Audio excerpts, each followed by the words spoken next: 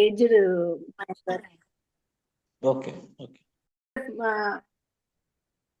అయితే పద్ముడు అట్లా ఆమె కోరుకుంటది. లీలా పద్ముల స్టోరీ చెప్పుకుంటున్నాము. సో పద్ముడి శరీరాన్ని అంతా పూలతోటి కప్పి పెట్టమని చెప్తుంది. సో తను అప్పుడు అడుగుతుంది అనమాట సరస్వతి దేవిని, నేను పద్ముని చూడాలనుకుంటున్నాను. సో అప్పుడు ఇంకా వశిష్ఠుడు కొనసాగిస్తున్నాడు. వశిష్ఠుడు చెప్తా ఉన్నాడు అనమాట. ఆ లీల ఏమవుతుందంటే ఆమె సీదా పద్మని చూపిస్తుంది. మీకేం చెప్పిన ఎప్పటి వరకు చెప్పిన పద్మని శరీరానికి అప్పి పెట్టడం, ఇంకా తర్వాత స్టోరీ చెప్పిందా మీకు? లేదు మా మూడు ఆకాశ తత్వంలో ఉంటుందని చెప్పారు అంతే. మూడు ఆకాశ తత్వాలు ఉంటాయి అని అనుకున్నాము. ధ్యానంలో చూస్తే సింహాసనం మీద కూర్చుంటాడు అంతే. సింహాసనం మీద కూర్చుంటాడు. సింహాసనం మీద కూర్చొని ఉంటాడు. మిగతా ఆమె రాజ్యంలో ఉన్న వాళ్ళు మంత్రులు అందరు కూడా అక్కడ కనిపిస్తుంటారు ఆమెకు. సో ఇంకా అప్పుడు మనం ఇవన్నీ ఆకాశాలు చెప్పుకున్నాము, ఇవన్నీ చెప్పేసుకున్న తర్వాత ఇక నెక్స్ట్ స్టోరీ వశిష్ఠుడు కంటిన్యూ చేస్తున్నాడు అనమాట. ఏంటంటే ఇంకా సో అప్పుడు వశిష్ఠుడు చెప్తుండు. ఆ లీల ఏం చేస్తుందంటే సడన్ గా రాజ్యసభను చూసి ఆశ్చర్యపోతుంది అనమాట. రాజుని సింహాసనంలో చూస్తుంది, ప్లస్ అట్లనే ఆమె ధ్యానంలో చూసిన వారందరూ ఇప్పుడు ఇక్కడ రాజమహల్లో కనిపిస్తున్నారు. సో రాజమహల్లో కనిపిస్తున్న వారు ఇక్కడ కూడా రెండు చోట్ల ఉన్నట్టు కనిపిస్తున్నారు అనమాట. అప్పుడు ఆమెకు సందేహం వస్తుంది. సో అమ్మవారిని అడుగుతుంది అనమాట, నేను ఇప్పుడు ఈ రోజు వీళ్ళనందరినీ నా ధ్యానంలో చూసినాను, మళ్ళీ ఇప్పుడు నా ముందు ఇప్పుడు ఇక్కడనే చూస్తున్నా వీళ్ళందరినీ. ఇప్పుడు వాళ్ళంతా వేరే లోకంకి వెళ్ళిపోయినారు కదా, ఎక్కడైతే పద్ముడు చనిపోయి పుట్టినాడో ఆ లోకంకి వెళ్ళినారు. సో అక్కడ మళ్ళీ వీళ్ళందరూ కనిపిస్తున్నారు. వాళ్ళని పొద్దున్నే నేను రాజ్యంలో చూసినా, మళ్ళీ ఇప్పుడు ఇక్కడ చూస్తున్నా నేను. సో అప్పుడు ఆమెకు రెండు చోట్ల ఎట్లా ఉన్నారు, ఇవన్నీ నాలో నేనా లేకపోతే బయటనా, ఏది నిజం అసలు, ఏది ప్రతిబింబము? ఆమెకు ఆశ్చర్యం వేస్తుంది. మనకు కూడా ఆశ్చర్యం అనిపిస్తుంది కదా, ఇక్కడ ఉన్నారు మళ్ళీ అక్కడ ఉన్నారు, ఎట్లా ఉన్నారని. సో అద్దం లోపల వెలుగును లోపల బయట రెండు చోట్ల చూసినట్టు ఆమె రెండు చోట్ల చూస్తుంది. సృష్టి కూడా లోపల మనసులో ఉంది, బయట ప్రపంచంలో ఉంది. ఇది ఇద్దరికి అనుభవంలోకి వస్తుంది అనమాట. లీలా సరస్వతి దేవిని ఆరాధించి అడుగుతుంది, అమ్మ దయచేసి చెప్పు అసలు ఏది నిజము, ఏది ప్రతిబింబము, నాకు మనం చూస్తున్నది ఏమిటి, ఇదంతా నాకు చాలా కన్ఫ్యూజింగ్ ఉంది, అసలు చెప్పు అని చెప్తుంది. అప్పుడు సరస్వతి ప్రశ్నించింది ఏంటంటే, నీ దృష్టిలో నిజం ఏది, అబద్ధం ఏది అనిపిస్తుంది? అనిజము అంటే అబద్ధము, నిజం అంటే నిజం. అనిజం ఏది, నిజం ఏది అంటే అప్పుడు లీల సమాధానం చెప్తుంది అనమాట. నేను ఇక్కడ ఉన్నాను, నా ముందు నువ్వు ప్రత్యక్షమైనావు, ఇదే నిజం అనిపిస్తుంది. సో నా భర్త కనిపిస్తున్న ఆ స్థలము అది అంతా నాకు అబద్ధం అనిపిస్తుంది, ఊహ లాంటిది, ఇదంతా అనిజం లాగా అనిపిస్తుంది నాకు, ఇది నిజం అనిపించట్లేదు అని అంటది. సో అప్పుడు సరస్వతి దేవి అంటది అనమాట, సో అనింత్రం ఏదైతే అనిజము అంటున్నావో అది ఎలా నిజం నుండి పుడుతుంది? సో కారణం, సో మట్టితో చేసిన కుండల నీరు, మట్టితో చేసిన కుండ ఏం చేస్తుంది, దాంట్లో నీరు నిలుపుతుంది. మట్టి మాత్రం ఉట్టి మట్టి ఉందనుకోండి, కుండ లేకుండా, అది నీరు నిలుపుతుందా? నిలుపదు. అట్లగాని రెండింటి సారాంశం మాత్రం వేరు కాదు. అలాగే కారణము ఫలం మధ్య మీకు వేరువేరుగా అనిపిస్తే అది మన అవగాహనలోని భ్రమ. సో రెండు చోట్ల ఉన్నారు వాళ్ళు, అక్కడ ఉన్నారు ఇక్కడ ఉన్నారు. సో దాని కారణం నేను తర్వాత చెప్తాను, మీరు కన్ఫ్యూజన్ కాకండి. సో అప్పుడు సరస్వతి వివరిస్తుంది అనమాట. ఏమని అంటే, నీ భర్త పుట్టుక కారణం ఏంటి అని. సో అప్పుడేం సాక్షాత్ కారణం దొరకలేదంటే ఆ కారణం సూక్ష్మ రూపంలో చైతన్య రూపంలోనే ఉందని అర్థము. నీ భర్త పుట్టుక కూడా చైతన్యం యొక్క రూపమే, ఏదైనా ప్రతి ఒక్కటి చైతన్యం యొక్క రూపమే అన్నమాట. చైతన్యం యొక్క శూన్యానికి పుట్టిన జ్ఞాపక తరంగము ఇది చెప్తున్నా అనమాట. సో అట్లనే ఇంకా చెప్తుంది అనమాట. ఇప్పుడు నువ్వు నీ భర్తని ఇక్కడ చూస్తున్నావు కదా, నీకు ఇంకా నీ తర్వాత ఇంకా ఇంతకు ముందు లోకాలు కూడా చూపిస్తుంది అనమాట. అదే జగత్తు ఒక చిన్న చైతన్యం, అంటే ఆమె ఇప్పుడు చూసేదంతా మీకు గుర్తుకుంటే ఆమె కోరుకుంటది, నా భర్త యొక్క ఆత్మ ఈ రాజమహల్ నుంచి బయటకు పోవద్దు అని అంటది. అంటే భర్త ఆత్మను ఆ రాజమహల్లోనే చూస్తుంది. అట్ ద సేమ్ టైం అదే దాంట్లో ఆమెకి ఇంకొక జన్మని చూపిస్తుంది అనమాట. ఒక చిన్న చైతన్య మూల నుంచి ఉద్భవించిన ఒక ఊహ, ఒక మూలలో ఒక ఋషి ఉన్నాడు. ఆ ఋషి పేరు వశిష్ఠుడు అనమాట. ఆయన భార్య పేరు అరుంధతి, పిల్లలు. సో ఒక రోజు అతను ఇట్లనే చూస్తాడు, రాజు ఒక ఏనుగు మీద మంచి శోభాయాత్రతోటి వెళ్తా ఉంటాడు. అతని లోపల ఒక సంకల్పం వస్తుంది ఆ బ్రాహ్మణుడికి, అవశిష్ఠుడు అనే బ్రాహ్మణుడికి. ఏంటంటే నేను కూడా అట్లాంటి రాజునే, అలాంటి ఘనతతోటి జీవించగలనా అని అనుకుంటాడు అనమాట. అదే ఆయన సంకల్పం. నేను అట్లా రాజు కావాలి, మళ్ళీ జన్మలో నాకు అట్లాంటి ఘనత ఉండాలని. నేను సృష్టి అయిపోయింది, అనుభవం అనే చక్రానికి కూడా అదే ఆరంభం స్టార్ట్ అయింది అనమాట. సో అది చెప్తున్నారు. చెప్తే నెక్స్ట్ మళ్ళీ చెప్పినా కదా నేను, ఇవన్నీ కథ లోపల కథలు కథలు కథలు, కొంచెం మనకు కన్ఫ్యూజింగ్ ఉంటుంది. సరస్వతి అట్లా చెప్తా ఉంటది అనమాట. కొంతకాలం తర్వాత ఆ వశిష్ఠుడు అట్లా ఇంట్లో ఒక అరుగు మీద కూర్చొని అట్లా రాజు వెళ్తుంటే అదంతా చూసి నేను కూడా రాజు అయిపోయి నేను కూడా అట్లా ఇంత రాజభోగాలు అనుభవిస్తే బాగుంటది కదా అనుకుంటాడు. కొంతకాలం తర్వాత ఆ పుణ్యాత్ముడు వశిష్ఠుడు ఆ బ్రాహ్మడు వృద్ధాప్యానికి చేరుతాడు. చేరి తర్వాత శరీరాన్ని వదిలేస్తాడు అనమాట. వదిలేసిన తర్వాత అతని భార్య అరుంధతి కూడా, ఆమెకు కూడా చాలా భర్త పట్ల గాఢ భక్తి ఉంటది, ప్రేమతోటి అప్పుడు ప్రార్థిస్తుంది అనమాట. ఎవరిని? దేవతని ప్రార్థిస్తుంది. ఆమె కూడా సేమ్ నువ్వు కోరిన వరమే కోరింది అరుంధతి కూడా. ఏమని అంటే, నా భర్త ఆత్మ నా ఇంటి నుండి బయటకు వెళ్ళకూడదు అని. సరే, నేను అప్పుడు ఆమెకు ఆ వరాన్ని అనుగ్రహించిన. సో ఆ మహాత్ముని జీవితాంతం ఉన్న సంకల్ప శక్తి వల్ల అతని చైతన్యము మళ్ళీ అతని చైతన్యం అనేది మళ్ళీ ఒక మళ్ళీ మళ్ళీ మళ్ళీ పుట్టినాడు ఆయన. ఎట్లా అంటే ఒక శక్తివంతుడైన రాజుగా మారిండు. సో ఒక రాజ్యాన్ని పరిపాలించింది. సో అరుంధతి కూడా తన శరీరాన్ని కొన్ని రోజుల తర్వాత అరుంధతి కూడా బాధతోటి శరీరాన్ని వదిలిపెట్టి మళ్ళీ తర్వాత ఆయనతో మళ్ళీ కలిసింది అనమాట.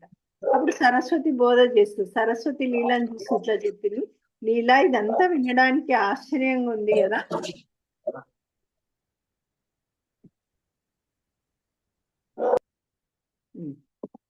లీలా ఇది వినడానికి ఆశ్చర్యంగా ఉంది కదా అనిపించవచ్చు, కానీ ఇది నిజము. ఆ పుణ్యాత్మ వశిష్ఠుడే నీ భర్త పద్ముడు. వశిష్ఠుడు ఎవరైతే ఆ జన్మను వదిలేసిండో, దెన్ ఆ వశిష్ఠుడు ఆ జన్మలో ఉన్నప్పుడు నేను రాజునైతే బాగుండు అనుకున్నాడు కనుక ఆయన రాజు పద్ముడుగా పుట్టిండు. ఆయన భార్య అరుంధతి అప్పుడు నేను నా భర్తతో పాటు ఉండాలని కోరుకున్నది కనుక ఆయన నువ్వే ఆ లీలగా మళ్ళీ జన్మించినావు అని చెప్తాడు అనమాట. అరుంధతే లీలగా అయిపోయింది అని చెప్తాడు. సో ఇదంతా మనకు అవిద్య ఉండడం వలన, అజ్ఞానం ఉండడం వలన, మోహం ఉండడం వలన, మన సంకల్ప ప్రభావం, వీటన్నింటి వల్ల మన జననము మరణము కొత్త జీవితం అన్ని ఒక నిజంలాగా అనిపిస్తున్నాయి. కానీ వాస్తవంలో ఇక్కడ ఏమి జరగలేదు. ఆ సర్వం అనంత చైతన్యంలోనే ఉన్నది. మొత్తం ఈ అనంత చైతన్యంలోనే ఈ సృష్టి అనేది సాగుతుంది. సో వాళ్ళు ఆ జనించిండ్రు, తర్వాత మరణించిండ్రు సంకల్ప బలంతో, మళ్ళీ again the came back as king and queen. So ఇక్కడ ఏంటిదంటే ఒక ఆలోచన నుంచి ఒక ఆలోచన వచ్చిందంటే నాకు ఇట్లా కావాలి అన్న ఆలోచన వచ్చింది, అది జన్మకు కారణమవుతుంది. ఆలోచన ముగిసింది అనుకోండి, మరణానికి కారణమవుతుంది. మళ్ళీ కొత్త ఆలోచన, మళ్ళీ కొత్త జన్మ, అంతే. ఈ సృష్టిలో కథలు, లోకాలు, రాజ్యాలు, ఇవన్నీ మనసు, జ్ఞాపకము, చైతన్యం, ఇవన్నీ చైతన్యం యొక్క ప్రతిఫలాలే ఇవన్నీ. సో సృష్టి ఉన్నట్టుగా అనిపించిన, సృష్టికి ముందు ఏమున్నదో అది ఇప్పటికీ అదే ఉంది. సో బ్రహ్మం యొక్క అంతరంగంలో ఏంటంటే ప్రతి ఒక్క అణువులో అనేక విశ్వాలు ఉన్నాయి. ఇప్పుడు లైక్ ఎట్లా చెప్తారంటే, ఇప్పుడు ఒక సూర్యుడు వచ్చేటప్పుడు కొంచెం దుమ్ము లేసింది అనుకోండి, చిన్న చిన్న రేణువులాగా కనిపిస్తాయి మనకు. చిన్న చిన్న దుమ్ము కణాలు, ఇట్లా ధూళి కణాల్లాగా కనిపిస్తాయి. త్రస రేణువులు అంటాం వాటిని. ఆ ఒక్కొక్క రేణువు ఒక్కొక్క విశ్వం అంత పెద్దగా ఉంటది. సో అట్లాంటి రేణువులు ఎన్ని ఉన్నాయో కదా మన చుట్టూ. ఇప్పుడు మనం అనుకుంటున్నాం మన చుట్టూ కూడా ఎన్ని విశ్వాలు ఉన్నాయో మనకు తెలియదు. ఇక్కడ కనిపించే దాంట్లో ఎన్ని లోకాలు ఉన్నాయో ఈ ఖాళీ ప్రదేశంలో ఇప్పుడు చూస్తుంటే. సో కానీ మన ఫ్రీక్వెన్సీకి మ్యాచ్ అయ్యేది మాత్రమే మనకు కనిపిస్తాయి, మిగతావన్నీ మనకు కనబడవు అనమాట. సో అప్పుడు లీలా అడిగింది, అమ్మ నువ్వు నాకు చెప్పింది ఇప్పటి వరకు మొత్తం 8 రోజులు అయ్యాయి అంటున్నావు పూర్తిగా. 8 రోజులలో మాకేమో సంవత్సరాలు గడిచినట్టుంది, వ్యత్యాసం ఏంది? ఎందుకంటే ఆ 8 రోజులలోనే ఆమె మళ్ళీ రాజుకు పద్ముడిగా పుట్టిండు, ఆమె లీలలాగా పుట్టింది, మళ్ళీ ఆయన చనిపోయిండు, మళ్ళీ ఇంకో జన్మ ఎత్తిండు, ఇంకో జన్మలో మళ్ళీ రాజులాగా కనిపిస్తున్నాడు. ఇవన్నీ ఏంటి 8 రోజులలో ఇంతగనం జరిగిపోయిందా, ఇంత వ్యత్యాసం ఏంది అంటది. అప్పుడు సరస్వతీదేవి సమాధానం ఇస్తుంది అనమాట. ఏమంటే కాలానికి అసలు నిజమైన పరిమాణం అనేది ఏం లేదు, కాలానికి కొలత అనేది లేదు. ఎలా ఆకాశానికి అయితే కొలత లేదు అట్లాగే కాలంకి కొలత లేదు. క్షణం నిజం కాదు, యుగం నిజం కాదు, అనుభవమే కాలాన్ని నిర్మిస్తుంది అని చెప్తుంది. చూడండి, మనకు 1 సంవత్సరం జరిగితే మన పితృలోకాలకి 1 రోజు అవుతుంది. అందుకే మనం అంటాం శ్రాద్ధ కర్మలు చేస్తుంటాం, ఎప్పుడు సంవత్సరం చేస్తూ ఉంటాం. బట్ కానీ వాళ్ళకి మాత్రం చేరేది ఎవ్రీ డే వాళ్ళకి ఫుడ్ పోతుంది. సో మనం పెట్టిన పితృకర్మలు ఏవైతే ఏడాదికి ఒకసారి మాసికం చేస్తాం కదా, ఏడాది మాసికము అని ఇట్లా చేస్తాం. ప్రతి సంవత్సరం మనం శ్రాద్ధ కర్మ ఉంది వాళ్ళ మా ఇంట్లో, మా పెద్దవాళ్ళది ఎవరిదో అని చెప్తాం. సో అది మనం ఎవ్రీ 1 ఇయర్కి ఒకసారి చేస్తున్నాం, కానీ ఆ వాళ్ళ లోకంలో అది ఒక్క రోజే. సో అట్లా మనము కాలానికి దీనికి తేడా ఉంది. ఆ యుగంలో 8 రోజులు, ఈ యుగంకి వచ్చేసరికి నీకు ఇన్ని సంవత్సరాలు 120 సంవత్సరాలు గడిచిపోయినాయి. సో స్వప్నంలో నువ్వు పుడతావు, పుట్టుక ఉంటది, చావు ఉంటది, బంధాలు ఉంటాయి. ఇవన్నీ కేవలం ఒక్క క్షణంలో ఏర్పడతాయి. చూడండి, కళ ఎంతసేపు వస్తుంది మనకు? అర్ధగంట, గంట, అంతసేపు కూడా కాదు. ఒక 5 నిమిషాల కళ లోపల ఎంత పెద్ద జీవితాన్ని చూస్తామో, అలా పుడతామో చేస్తామో, అన్ని బంధాలు వస్తాయి, అన్ని పోతాయి, అన్ని భయాలు అన్ని ఉంటాయి అన్నమాట. సో అది అంటే ఒక కళలో ఎట్లా ఇన్ని క్షణంలో ఎన్ని ఏర్పడతాయో, ఒక క్షణమంతలనే ఒక కొత్త జ్ఞాపకాన్ని చేరదీస్తాము. నేను ఇది నాది, నేను ఇంత వయసు ఉన్నవాడిని, ఇవన్నీ భావిస్తూ ఉంటాం అనమాట ఒక్క క్షణంలోనే. సో అనుభవించని విషయాలన్నింటినీ అది నిజమే అని నమ్మి ప్రపంచాన్ని నిర్మించుకుంటాం కళల. మనం అవన్నీ అంత నిజమేమో అనుకుంటాం, అది అసలు చూడము చేయము, అదంతా ఒక ప్రపంచం, ఒక కళా ప్రపంచం, అది వేరేనే ఉంటది. సో ఇదంతా ప్రపంచం అంతా ఈ మన స్మృతి ఏది ఉందో, ఆలోచన ఏది ఉందో దాని ద్వారా పుట్టింది. ఇదంతా అన్ని ఊహాజనితాలే. ఇక్కడ అంతా జరిగేదంతా ఊహనే. ఇదంతా ఇట్లా చెప్తా ఉంటది అనమాట ఆమె. ఇంకా ఆమెకు సో మనకెంత కన్ఫ్యూజన్ వస్తుందో, లీలకు కూడా సేమ్ అంతే కన్ఫ్యూజన్ వస్తుంది. ఈ అమ్మ సరస్వతి నన్ను మొత్తం కన్ఫ్యూజన్ లో పెడుతుంది అని. అప్పుడు సరస్వతీదేవి ఇంకా కొనసాగిస్తా ఉంటది, చెప్తా ఉంటది. మోక్షం అంటే ఈ విశ్వం స్వతంత్రంగా ఉంది, సంపూర్ణంగా లేనిదని గ్రహించడము, అది కేవలం అహంకారం లేదని అంగీకరించడం కాదు. ఇదంతా ఒక పాక్షిక జ్ఞానం మాత్రమే అని అంటుంది. అంటే మోక్షం అంటే సరే నీకు అహంకారం ఉంది, అవన్నీ సపరేట్ లోకాలు, సపరేట్ విశ్వాలు, సపరేట్ జీవులు అనుకున్నావంటే అది అహంకారం. మోక్షం అంటే అన్నింటినీ ఒకటే లాగా చూడడం అనేది మోక్షం. సో ఇదంతా నీకు పాక్షిక జ్ఞానము, ఇదంతా చైతన్యం మాత్రమే. మోక్షం అంటే అంత చైతన్యం లాగా, అంత ఆత్మతత్వమే, అంత బ్రహ్మతత్వం మాత్రమే. సో ప్రత్యేకంగా ఉన్న ప్రపంచం అనేది దాని యొక్క ప్రతిబింబం. ఒక ప్రపంచాన్ని చూస్తున్నావు అంటే నువ్వు ఆత్మ యొక్క ప్రతిబింబం మాత్రమే అది.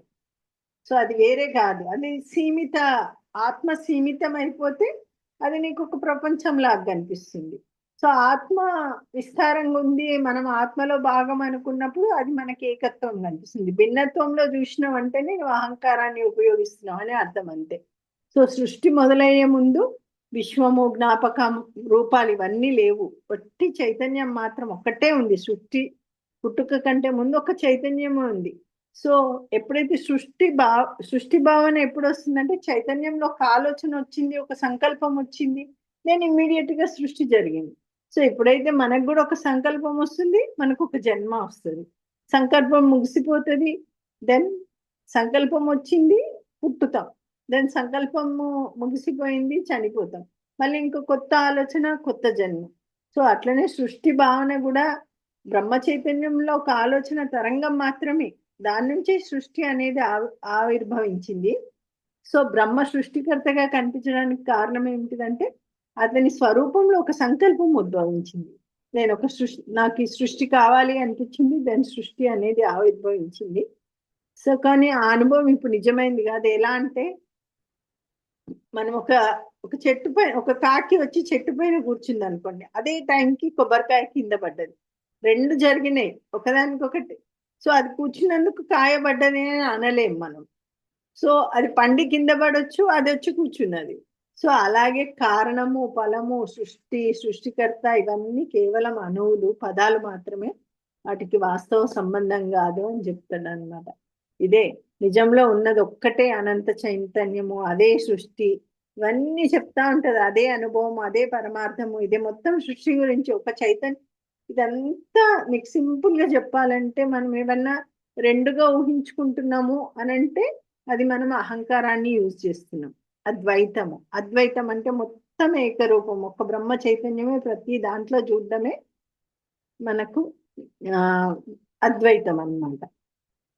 సో సరస్వతి సమాధానం చెప్తుంది. సరస్వతిగా ఒకసారి నవ్వుతుంది, నవ్వి అప్పుడు చెప్తుంది అనమాట, లీలా ముందుగా నువ్వు ఈ దేహ భావాన్ని, అప్పుడు లీల అడుగుతుంది అనమాట. లీల నమస్కరిస్తుంది.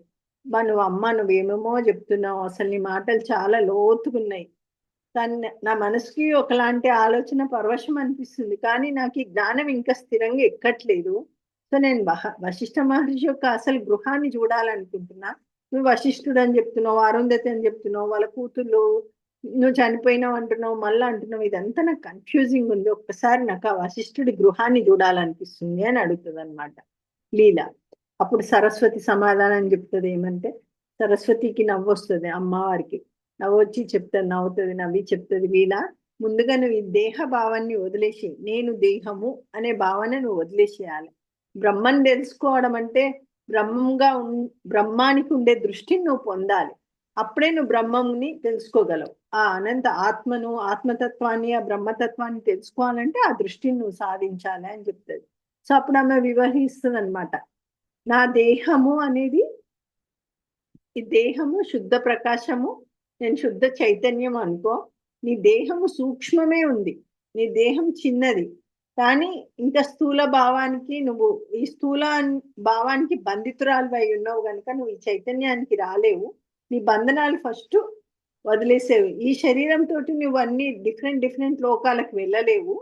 సో మరి ఈ చైతన్య ప్రదేశాలకు వెళ్ళలేవు. నువ్వు ఈ శరీరాన్ని ఇక్కడ వదిలేసే, నీ ప్రకాశ శరీరాన్ని, నీ అంటే నీ చైతన్యాన్ని, నీ ఆత్మ స్వరూపాన్ని నువ్వు ఆహ్వానించుకో. అప్పుడే నిన్ను నేను తీసుకుపోగలను, ఈ శరీరంతో నేను తీసుకుపోలేను అని చెప్తుంది అనమాట అమ్మ. సో నేను ఈ శరీరాన్ని ఇక్కడనే, అప్పుడు ఆమె నీతోనే నువ్వు చెప్పుకో ఏమని అంటే, నేను ఈ శరీరాన్ని ఇక్కడ విడిచి ప్రకాశ శరీరం ధరించి చైతన్య లోకాలకి నేను వెళ్ళాలి, సంచరించాలి. సో ఎట్లయితే ఈ సువాసన అనేది వ్యాపిస్తుందో నేను అలాగే ఈ చైతన్యంలో ప్రవహించాలి అని ఆమె అనుకుంటది అనమాట. అట్లా ధ్యానం చెయ్యు, అప్పుడు నీ శరీరం కూడా చైతన్య రూపం అవుతుందని సరస్వతి దేవి ఆమెకు చెప్తుంది అనమాట. సో తను చాలా ధ్యానం చేసి తన శరీరాన్ని వదిలేసి నేను చైతన్య శరీరాన్ని సంపాదించుకుంటారు. ఎవరు? మన లీలా అమ్మ. సో సంపాదించుకున్న తర్వాత చైతన్య శరీరంతో ఆమె ఈ లోకాలకి వెళ్తుందో చూద్దాం. ఇంకా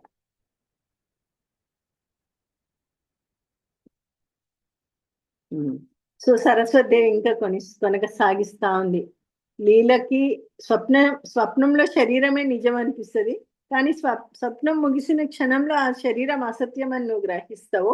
అట్లనే ఇప్పుడు నువ్వు ఈ జాగృత శరీరాన్ని, అప్పుడు నీవు జాగృత శరీరాన్ని, స్వప్నం నుంచి బయటపడిన తర్వాత నీ శరీరాన్ని నువ్వు గుర్తిస్తావు. అదే విధంగా ఈ జగత్తు, శరీరము, ఈ అనుభవాలు ఇవన్నీ నిజం అనిపించినా కూడా ఎప్పుడైతే నీకు జ్ఞానోదయం కలుగుతుందో ఈ శరీరము అసత్యము, ఈ జగత్తు అసత్యము, ఈ అనుభవాలు అసత్యము, ఇవన్నీ నీకు అట్లా స్వప్నం లాగా కరిగిపోతాయి అని చెప్తుంది అనమాట.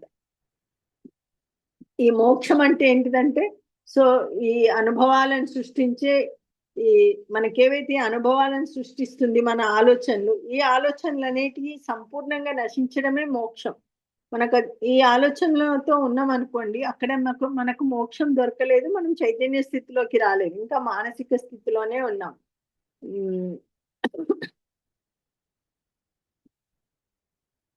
సో దెన్ ఇక్కడ చెప్తుంది, వశిష్ఠుడు మరో రోజు ప్రవచనం కొనసాగిస్తాడనమాట. సో ఆ లీలకి తర్వాత ఉదయం సరస్వతి లీల పూర్తిగా నిర్వికల్ప సమాధిలోకి వెళ్ళిపోయింది. మనం ఇంతకు ముందు చూసుకున్నాం సర్వికల్ప సమాధి, నిర్వికల్ప సమాధి అని. సో ఆ సమాధిలో మనకి ఇంకా కొంచెం బీజం ఉంటది. నిర్వికల్ప సమాధిలో ఏమి ఉండదు, నేను అన్న బీజం అసలు ఉండదు అనమాట. సో తర్వాత శరీర భావం అనేది పూర్తిగా విడిచిపోతుంది. జగత్తు భావం అని కూడా, ఈ జగత్తు అనే భావం కూడా పూర్తిగా వదిలేసి వారి చైతన్యం అక్కడి నుంచి స్టార్ట్ అవుతుంది అనమాట. సో అప్పుడు వాళ్ళు జ్ఞాన దేహాలతోటి ఉంటారు. ఈ జ్ఞాన దోహాలతోటి సంచరిస్తూ ఉంటారు. పర్వతాలు, సముద్రాలు, దేవలోకాలు, భూలోకాలు, అదృశ్య లోకాలు, అవన్నీ లోకాలు కొనసాగిస్తూ ఉంటారు వాళ్ళ యాత్ర. సో అప్పుడు దీని గురించిన బోధ చెప్తా ఉంటది అనమాట అమ్మవారు. సో అనంతరం లీలకు తన ఇంటి దర్శనం కలుగుతుంది. సో బాహ్యంగా చూస్తే ఎక్కడికి వెళ్ళినట్టు అనిపించలేదు, కానీ అంతర్గతంగా చూస్తే మరొక చైతన్య స్థితిలో ఉంటారు వాళ్ళు. తర్వాత వశిష్ఠుడు కొనసాగిస్తున్నాడు. సో అప్పుడు తిరిగి రామ ఇదంతా ఎవరు చెప్తున్నారు తెలుసు కదా, వశిష్ఠుడు రాముడికి చెప్తున్న స్టోరీ ఇదంతా. సో అప్పుడు సరస్వతి లీల ఇద్దరు కలిసి ఆ మహర్షి ఇంటిలోకి ప్రవేశిస్తారనమాట. సో ఆ ఇంట్లో అంతా విషాదంతో, శోక వాతావరణంతో నిండిపోయి ఉంటది. సో ఆ ఇంటికి చూస్తుంటే ఆ ఇంటి గోడలు కూడా ఏడుస్తున్నాయి అనిపిస్తాయి, అంతగానం అందరు బాధపడతా ఉంటారు. ఇప్పుడు లీల ఏం చేస్తా అంటే తన జ్ఞానశక్తితోటి సో తక్షణం తన ఒక రూపం దాల్చాలి, నాకు ఒక రూపం రావాలి అనుకుంటది. సో అని ఆలోచించగానే అక్కడ ఇద్దరు రూపాలతో ఒక ప్రకాశం లాగా ఇద్దరు కనిపిస్తారనమాట చూసే వాళ్ళకు. అందుకనే మీరు వీళ్ళని చూస్తారు కదా, నాగ సాధువులను చూపిస్తారు. వాళ్ళ ప్రయాణం సూక్ష్మ శరీరంతో నడుస్తుంది. బట్ ఎప్పుడైతే వాళ్ళు మళ్ళీ నాకు శరీరం కావాలి, నేను దేవాలు మాకు దేవుడు ప్రత్యక్షమైనడు అని చెప్తారు కొంతమంది. సో ఆ దేవుడు సంకల్పించుకుంటే నేను ఈ క్షణంలో వీళ్ళ ముందు శరీరంతో ప్రత్యక్షం అవ్వాలి అనుకుంటే అవుతారు, అది పెద్ద అసాధ్యం కాదు అని చెప్తుంది. సో వాళ్ళిద్దరు కూడా చైతన్య రూపం వచ్చింది, చైతన్య శక్తి వచ్చేసింది కనుక, అంటే సరస్వతీదేవి ఎట్లన్నా చైతన్య శక్తితోటే ఉంటది, వీళ్ళకి కూడా శక్తి వస్తుంది. సో ఇద్దరు కలిసి వాళ్ళ జ్ఞానము యోగము రెండింటి శక్తితోటి దాన్ని వాళ్ళు మేము ఇప్పుడు మాకు ఒక రూపం రావాలి అనగానే ఇద్దరు రూపస్థితికి చేరుకుంటారనమాట. సో అప్పుడు ఆమె ఇంటి పెద్ద కుమారుని అడిగింది, ఏంటిది విషాదము, ఈ శోకం ఏమిటి, దీనికి కారణం ఏంటి అని అడిగింది. అప్పుడు అతను చెప్తాడనమాట, ఆ పెద్ద కొడుకు అంటే ఆమె కొడుకు యాక్చువల్గా ఆయన చెప్తాడు, ఇంట్లో మా తల్లిదండ్రులు పుణ్యవంతులు, ధర్మపరులు, మంచి శాంతితోటి దేవస్థానంలో ఉన్నట్టు ఉంటుండే మా ఇల్లు. సో ఇటీవల వాళ్ళిద్దరు శరీరాలు విడిచేసి స్వర్గానికి వెళ్ళిపోయారని భావిస్తున్నాము. పిల్లల్ని, మనవళ్ళను, ఇంటిని, పశువులను అన్నింటిని వదిలి స్వర్గలోకానికి వెళ్ళిపోయిండ్రు. సో అందుకే మాకు ఈ లోకం అంతా ఖాళీగా అనిపిస్తుందని వాళ్ళ కొడుకు ఏడ్చుకుంటూ చెప్తాడు అనమాట. సో అది విని లీల ఆ యువకుని తల మీద చేతి పెడుతుంది. ఆమె కొడుకే కదా, వేరే జన్మలో ఆమె కొడుకు ఆయన. ఆ క్షణంలోనే ఆయన శోకమంతా తొలగిపోతుంది. దెన్ లీల సరస్వతిని అడుగుతుంది అనమాట, ఈ బంధువులు మనల్ని చూడగలిగినారు, కానీ నేను ఎప్పుడైతే నా భర్త రాజ్యంలోకి వెళ్ళినో అప్పుడు నా భర్త నన్ను గుర్తుపట్టలేడు, నన్ను చూడలేకపోయిండు. అంటే ఆమె వెళ్ళినప్పుడు సింహాసనం మీద ఆమె భర్తను చూస్తుంది కదా ఆమె. సో అక్కడ నన్ను గుర్తుపట్టలేదు అని అడుగుతుంది. అప్పుడు సరస్వతి చెప్తుంది అనమాట, అప్పుడు నువ్వు ఇంకా నేను లీలా అనే భ్రమను పట్టుకొని ఉన్నావు, అది ఉన్నంత వరకు నీకు ద్వంద్వభావం పోదు. ద్వంద్వం ఉన్నవాడు అనంత చైతన్యంలో ఎట్లా ప్రవర్తిస్తాడు, అట్లనే ఇప్పుడు మాత్రం నువ్వు నీ శరీర భావాన్ని వదిలేసి చైతన్య భావంలోకి వచ్చినావు గనుక నువ్వు ఇప్పుడు నిన్ను వీళ్ళు గుర్తుపట్టగలిగిండ్రు అని చెప్తుంది అనమాట. అప్పుడు సరస్వతి చెప్పింది, నువ్వు నీ భర్త చాలా జన్మలు పొందిండ్రు, వాటిలో 3 జన్మలు ఇప్పుడు నువ్వు తెలుసుకున్నావు. ఇప్పటికీ జన్మలో నీ భర్త ఇంకా ఇప్పటి జన్మలో కూడా నీ భర్త ఇంకా లోకాసక్తిలో ఉన్నాడు, నేనే రాజు, నేనే బలవంతుడు, నేనే ఆనందంగా ఉన్నాను అని భావిస్తున్నాడు. సో ఈ అనంత చైతన్యంలో ప్రతి అణువులో కూడా ఒక బ్రహ్మాండాలు అనేటివి పుడతాయి, నశిస్తాయి, ఆయన ఇంకా దాంట్లోనే ఉన్నాడు, నువ్వు మాత్రం చైతన్య స్థితికి వచ్చినావు అని చెప్తారు. లీలాదేవికి అప్పుడు లీలకు అనుభవం అవుతుంటది, లీల అన్ని తన గతాలను గుర్తు చేసుకుంటా ఉంటది. దేవి నువ్వు అనంత చైతన్యంలో ప్రతిబింబంగా పుట్టిన నేను ఇప్పటి వరకు 800 జన్మలు పొందిన. సో అవన్నీ ఒక కన్ను గీటులో జరిగినట్టుంది, నేను ఒక అప్సరసనైనాను. ఆమె జన్మలన్నీ గుర్తు చేసుకుంటుంది. ఒక జన్మలో ఆమె అప్సరస, ఒక జన్మలో నేను అడవి జాతి మహిళ, ఒక జన్మలో సర్పము, జింక, పక్షి, చేప, తర్వాత అయ్యాను, మళ్ళీ కొన్ని దుష్కర్మలు చేసిన దానివల్ల దోమ కూడా అయినా నేను. తర్వాత తపస్సు బలంతో మహర్షి కుమార్తె అయినా, రాజు అయ్యాను. మళ్ళీ కీటకం కూడా అయినా, కీటక జీవిని కూడా పుట్టిన నేను. హంసగా, తాబేలుగా, మళ్ళీ దోమగా, మళ్ళా దేవకన్యగా. దేవకన్యగా జన్మించినప్పుడు దేవతలు నా పాదాలకు వంగిండ్రు. ఇదంతా ఇన్ని జననాలు మరణాలు అన్ని జరిగినాయి. ఇదంతా తర్వాత తను ఒక మామూలు ఏదో స్త్రీ అంటారు, విద్యాధరి లాగా పుడుతుంది ఒక జన్మలో. పుట్టినప్పుడు ఆ జన్మలో అన్ని మంచి పనులు చేయదు. దాని తర్వాత ఒక వృక్షం లాగా పుడుతుంది. అన్ని ఇట్లా చాలా అన్ని జన్మలన్నీ గుర్తు చేసుకుంటా ఉంటది అనమాట. సో ఇదంతా జనన మరణాలు అన్ని ఇన్ని ప్రయాణాలు జరిగినాయి. ఇప్పుడు నా ఆత్మకి, ఆమె ఆత్మ మేల్కొంది కనుక ఆమెకు అవన్నీ కనిపిస్తున్నాయి. ఇంకా మనకు మేల్కొనలేదు కనుక మనకి ఇదే జన్మ నిజం అనిపిస్తా ఉంటది అనమాట. సో అవన్నీ చెప్తా ఉంటది అనమాట. సో సృష్టి లేదు, కానీ సృష్టి ఉన్నట్లు అనుభవం అనిపిస్తుంది. ఈ అనుభవం అంతా చైతన్యం నుంచి ఉద్భవిస్తుంది. అందువల్ల చైతన్యం మాత్రమే సత్యం, మిగతా అంతా అసత్యం. ఈ శరీరంలో మన ఆలోచనలు, మన భావాలు, వీటన్నింటితోటే మనకి జన్మలు అనేటివి అన్నీ వస్తున్నాయి. బట్ ఇదంతా అసత్యము.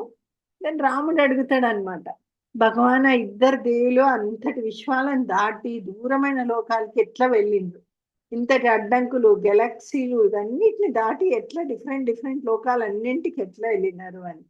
సో అప్పుడు వశిష్ఠ మహర్షి సమాధానం ఇస్తారు. ఏమని అంటే, రామ, విశ్వం ఎక్కడా, గెలాక్సీలు ఎక్కడా, అడ్డంకులు ఎక్కడా, అవన్నీ భ్రమనే చూడు.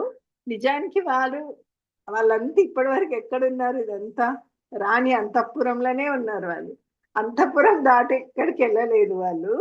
ఇదంతా ఆమె ఆత్మ ఆకాశంలో, ఆమె చైతన్యంలో జరిగింది, ఆకాశంలో జరిగింది. అక్కడ దూరం లేదు, బాధలు లేవు, అడ్డంకులు లేవు, సరిహద్దులు లేవు. ఇవన్నీ అంటే లీలకు అంతర్దృష్టి, జ్ఞాన యోగ శక్తితోటి లీలకు గతం, వర్తమానం, భవిష్యత్తు సంపూర్ణంగా ఆమె తెలిసిపోయింది. ఆమె గతం ఏంది, ఆమె వర్తమానం ఏంది, దాని ఆమె భవిష్యత్తు ఏంది, అవన్నీ ఆమెకు దర్శనం అయిపోయినాయి ఆమెకన్నీ. ఆమె ఎందుకంటే ఈ దేహభ్రాంతిని తొలగించేసుకుంది, ఈ భావాలు మనసులో ఉన్న అవన్నిటిని తొలగించేసుకుంది కనుక ఆమెకు అర్థమైపోయినాయి మొత్తం. జ్ఞాన యోగ రెండు శక్తితోటి. ఆమె సరస్వతిని చూసి చెప్పింది, దేవి, మున్పటి జన్మలో మేము సాధారణ మానవులము, ఆత్మవిచారణ ఎప్పుడు చేయలేదు, ఒక్కసారి కూడా ఈ ఆత్మ గురించి ఆలోచించలేదు, ఆ విచారణ చేయలేదు. అందుకే తిరిగి జన్మల చక్రంలో పడ్డాం మొత్తము. లీల తన పాతిళ్ళు చూపిస్తుంది అనమాట. అక్కడ వశిష్ఠుడి దగ్గరికి ఆ పాతిళ్ళు చూపిస్తాను. చూడు, ఇది నాకు చాలా ప్రియమైన దూడ. నేను ఈ జన్మ వదిలేసుకున్న నుంచి 7 రోజుల నుంచి విపరీతంగా ఏడుస్తుంది ఈ దూడ. పాపం, ఈ చిన్న ఇంట్లోనే నా భర్తకి ఇంత విస్తారమైన రాజ్యం ఉందని నేను ఊహించుకుంటున్నా. సో బొటనవేలు పరిమాణం ఉన్న స్థలంలోనే మిలియన్ చదరపు మైళ్ళ రాజ్యాన్ని నిర్మించుకున్నాము. అసలు ఇదంతా ఏంటిది? మాయాశక్తి కారణంగా నా భర్త, రాజ్యము, పర్వతాలు, ప్రాంతాలు ఇవన్నీ ఉన్నట్టు కనిపిస్తున్నాయి అని. తర్వాత ఆమె చెప్పింది అనమాట, దేవి, అసాధ్యం అనేది లేదు, తన శ్రద్ధతోటి, శ్రమతోటి ఎవరైనా ఏదైనా సాధించుతాము. సో రాజధానిలోకి ప్రవేశిద్దామని వాళ్ళు అప్పుడు వాళ్ళ అనంత చైతన్యంలో మళ్ళా ప్రయాణం చేస్తూ ఉంటారు. లీల మరియు సరస్వతి ఆకాశంలోకి లేవగానే అన్ని విశ్వాలను దర్శిస్తారు. ఆ విశ్వాల కన్నా కూడా పైన శుద్ధ చైతన్యం ఉంటుంది, అన్ని విశ్వాల కంటే కూడా. అందులో బ్రహ్మాండాలు పుడతాయి, రూపాలు పుడతాయి, జీవులు పుడతాయి, మళ్ళీ అన్ని శాంతికి చేరుతాయి. సో అంత పిల్లలంతా ఆట ఆడుకొని మళ్ళీ ఇంటికి చేరుకున్నట్టు మనం ఎన్ని ఆటలు ఆడి ఆడి ఆడి ఎన్ని ఆటలు ఆడాలో అన్ని ఆడి మళ్ళీ వస్తాం అనమాట. కొన్ని విశ్వాలలో కొన్ని మొక్కలే ఉంటాయి, ఇంకా కొన్ని విశ్వాలలో చాలా ప్రపంచాలు ఉంటాయి. మనది ఒక్కటే ప్రపంచం కాదు. కొన్నింట్లో మొత్తం ఖాళీ మొక్కలే, కొన్నిట్లో జంతువులు, పక్షులు మాత్రమే ఉంటారు. కొన్ని విశ్వాలలో దేవతల నివాసం ఉంటారు. కొన్ని విశ్వాలలో బ్రహ్మ, విష్ణువు, రుద్రులు వాళ్ళ ఆధిపత్యంతో విశ్వాలు ఉంటాయి. దాని కొన్నిట్లో మొత్తం సముద్రాలే ఉంటాయి. కొన్ని విశ్వాల్లో రాళ్ళు మాత్రమే ఉంటాయి. కొన్నిట్లో మొత్తం చీకటే ఉంటది. కొన్నింట్లో పురుగులే ఉంటాయి. కొన్ని విశ్వాలలో అంత కాంతే ఉంటది. ఇంకొన్ని మొత్తం లయమైపోతా ఉంటాయి. సో చైతన్యం ఉన్నంత కాలం ఈ సృష్టి, స్థితి, లయ ఇవన్నీ జరుగుతూనే ఉంటాయి. ఏది కనిపిస్తుంది, నిజం ఏంటంటే ఏది కనిపిస్తుంది అదంతా చైతన్యంలోనే. ఏది పుడుతుంది అది కూడా చైతన్యంలోనే, ఏది ఉంది అది కూడా చైతన్యంలోనే. సో అది నిజం. సో అల్టిమేట్ గా నిజం అనేది ఏంటి? ఓన్లీ చైతన్యం ఒకటే నిజం. సో ఇక్కడ వాళ్ళ ప్రయాణానికి అర్థం ఏంది? ప్రయాణం చేస్తున్నారు అని చెప్తున్నాం వాళ్ళు. ఈ అనంత విశ్వాల్లో ప్రయాణం అనడానికి అర్థం ఏంటంటే స్థలాన్ని మార్చట్లేదు వాళ్ళు, వాళ్ళ అవగాహనలో మార్పు జరుగుతుంది. దెన్ విశ్వం అనేది చైతన్యం యొక్క ప్రతిబింబమే. సో కాలం ఇంత దూరం, అమ్మ దూరము కాలము అనేటి మన మనస్సు యొక్క సృష్టిలో అవి అంతే. సో ఈ మోక్షం ఎప్పుడు దొరుకుతుంది అంటే ఈ భ్రమ అనేది మొత్తం, ఈ మోహము మాయ ఇదంతా చేరిపోయినప్పుడు మనకు మోక్షం దొరుకుతుంది. సో నిజమైన స్థలం ఎక్కడ అంటే మన స్వచ్ఛమైన చైతన్యమే నిజమైన స్థలం. ఇవేవి మన ప్లేసులు కావు. మన చైతన్యంకి ప్రయాణమే మనకు ముఖ్యం. సో ఒకటే వాక్యంలో చెప్పాలంటే నువ్వు ఎక్కడ ఉన్నావు అన్నది ముఖ్యం కాదు, నువ్వు ఏ స్థితిలో ఉన్నావు అన్నది ముఖ్యం. ఏ స్థితిలో ఉన్నావు? మనసు స్థితిలో ఉన్నావా, బుద్ధి స్థితిలో ఉన్నావా, అహంకార స్థితిలో ఉన్నావా, చైతన్య స్థితిలో ఉన్నావా? ఏ స్థితిలో ఉన్నామో అనేది ముఖ్యం. మనం ఎక్కడ ఉన్నాం అన్నది ముఖ్యం కాదు. ఏ ఇంట్లో రిచ్ ఉన్నామా, పూర్ ఉన్నామా, లేకపోతే దీంట్లో ఉన్నామా, దాంట్లో ఉన్నామా, మనం అందరినీ బేరీ చేసుకుంటా ఉంటాం. ఓ వీళ్ళు ఎంత గొప్ప, వాళ్ళంత తక్కువ, వాళ్ళు ఇంత పెద్ద కులం, ఇంత పెద్ద మతం, ఇవన్నీ కాదు. ఏ స్థితిలో ఉన్నావు అన్నది ఇంపార్టెంట్. నువ్వు చైతన్య స్థితికి దగ్గరకు వస్తున్నావా, మానసిక స్థితిలో ఉన్నావా, ఇంకా దేహ భ్రాంతితోటే ఉన్నావా, లేకపోతే మనసు భ్రాంతితో ఉన్నావా? ఇదంతా ద మోస్ట్ ఇంపార్టెంట్. నువ్వు ఏ స్థితిలో ఉన్నావు అన్నది మన చైతన్యం యొక్క ఎదుగుదలను సూచిస్తుంది. సో చాలా కన్ఫ్యూజింగ్ ఉంది కదా వీళ్ళ పద్మ మొత్తం అలా రీబర్త్. నేను ఒక్కసారి మీకు లీల కథను కొంచెం క్రిస్పీగా చెప్తాను. మా చాలా టైం అయిపోయింది ఇవాళ. ఓకే సరే, మళ్ళీ మండే రోజు చెప్పుకుందాం. ఇంకా చాలా టైం నేను చూడలేదు, చాలా టైం. ఓకే, జై గురుదేవ్. చెప్తావా మహేందర్ ఒక్కసారి?